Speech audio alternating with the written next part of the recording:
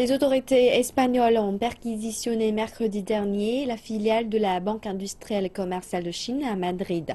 Ils ont arrêté 5 directeurs pour les interroger sur une probable affaire de blanchiment d'argent à laquelle la banque chinoise aurait participé. L'ambassade de Chine en Espagne s'est dite inquiète de la tournure prise par l'événement et le porte-parole de l'ICBC a déclaré depuis Beijing que la filiale basée à Madrid coopérait actuellement avec les autorités en charge de l'enquête.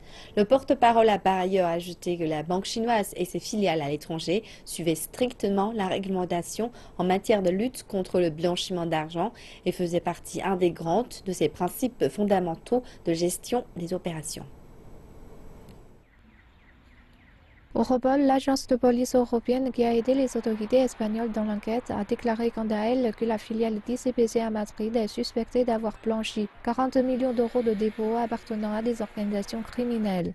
L'ambassade de Chine en Espagne a déclaré mercredi dernier que le gouvernement chinois a toujours demandé aux organismes accrédités et des entreprises chinoises travaillant à l'étranger d'obéir strictement aux législations des pays qui les accueillent. L'ambassade a par ailleurs rappelé que selon les informations actuellement en sa possession, la filiale espagnole de la banque chinoise aurait agi en fonction des exigences locales et qu'elle n'avait pour le moment reçu aucune information provenant d'une administration officielle espagnole. Les banquiers et les analystes rappellent que l'enquête en cours aura des répercussions sur la réputation de la banque chinoise. Nous devons tout d'abord rappeler que l'enquête vient tout juste de commencer et ce sera un long processus qui durera entre 3 et 5 ans. À la fin de ce dernier, on constatera que la ICBC est propre et n'a rien à se reprocher. Peut-être que la supervision aurait pu être plus poussée, mais cela ne constitue pas pour autant un crime.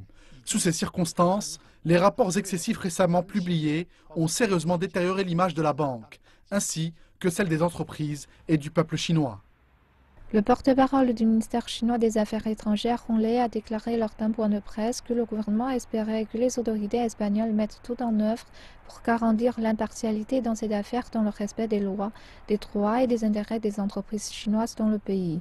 En haut, 4 dirigeants de la ICBC est arrivé en Espagne pour s'occuper de l'affaire et la filiale a repris ses activités courantes jeudi dernier dans la matinée heure locale.